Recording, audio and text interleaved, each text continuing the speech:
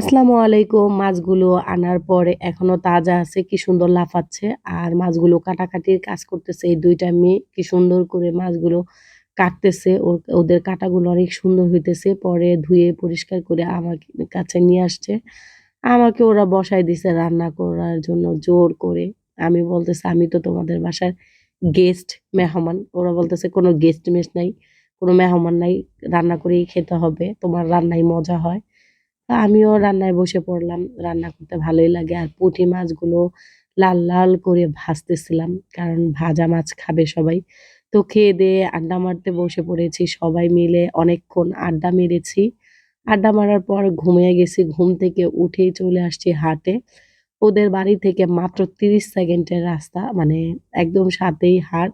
তো এই আঙ্কেলটা খাওয়া করে তাকাইয়া ছিল আমি ভিডিও করার সময়। তো আমরা হাটে আসছি এই রসগুলো নেওয়ার জন্য। এগুলো দিয়ে পিঠা খাবো। তো মিঠাই নিয়ে আসলাম। পরে দুপুরে খাওয়া-দাওয়া করে আপুর শ্বশুরবাড়ি থেকে বাবার বাড়ি যাচ্ছি ঘুরতে। তো ওখানে যাচ্ছি আমরা সবাই ভ্যানে করে। রিক্সা, অটোরিক্সা ছিল। কিন্তু ভ্যানে যেতেই আমাদের ভালো লাগতেছিল। সবাই একসাথে একদম মজা করতে, করতে যাচ্ছি। গ্রামের সাইড দিয়ে ঘুরে, ঘুরে যাচ্ছি। পুরো গ্রামটা দেখতে, দেখতে যাচ্ছি। আর গ্রামটা কি সুন্দর প্রাইমারি স্কুল। আর গ্রাম মানেই অসম্ভব সুন্দর। তো চলে আসছি আমরা আপুর বাবার বাড়িতে। এদিক দিয়েই যাচ্ছি। আর গ্রামটা আসলেই সুন্দর। আর অনেক জমি-জামা। মনে হইতেছে আমরা পিকনিকে আসছি। সবাই মিলে একসাথে অনেক বেশি মজা করতেছি। পিকনিকে যা, যা হয় তাই করতেছি। আমি একটা জিনিস মাথায় আসছে যে বরিশালের মানুষ কেন ঢাকায় যায়?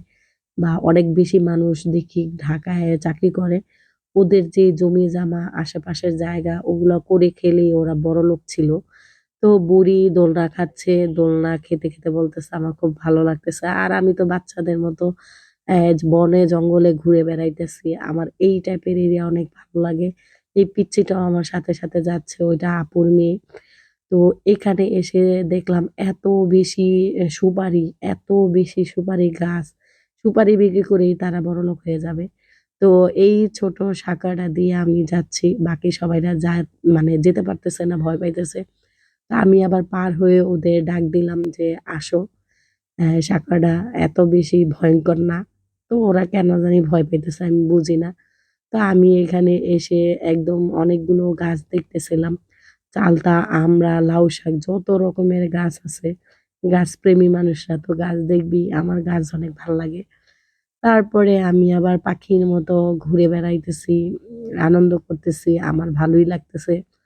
পরে দেখি দীপা কোনরকম আসছে। আসার পর আবার ওই যে ওদের ডাকতেছে, ওরা তো আসতে পারতেছে না। দীপা আবার গিয়ে আনতেছে। তো এইটা নাকি পুকুরটা অনেক বেশি মাছ হয়।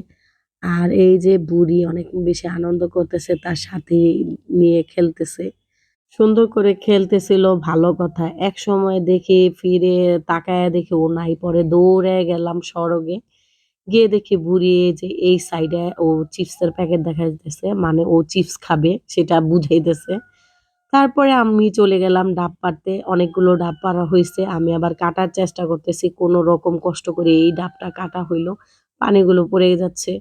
তো এই ডাবটা আমি কেটে-মেটে নিচ্ছি। আর এই ডাবটা আমি একা খাবো। আর বাকিগুলো আপুরা কেটে দিবে, ওরা খাবে। ওমা আমি কি একা খাইতে পারবো? দেখি কাচ্চা বাচ্চা রইছে, ওরাও খাবে। তো বুড়ি আমার আগেই বলতেছে, "তাড়াতাড়ি দাও, তাড়াতাড়ি দাও।" তো ওরে দিলাম আরকি ভাগ করে। তো সবাই খাচ্ছে। আর ডাবের পানিগুলো অনেক বেশি মজা ছিল, মিষ্টি ছিল। আর অনেক ভিডিও আছে আপনাদের সাথে শেয়ার করব। আর আমার পেজটাকে লাইক, কমেন্ট, শেয়ার করে রাখবেন। অনেক সুন্দর, সুন্দর ভিডিও দেখতে হলে কমেন্ট করতে হবে। Bye, by.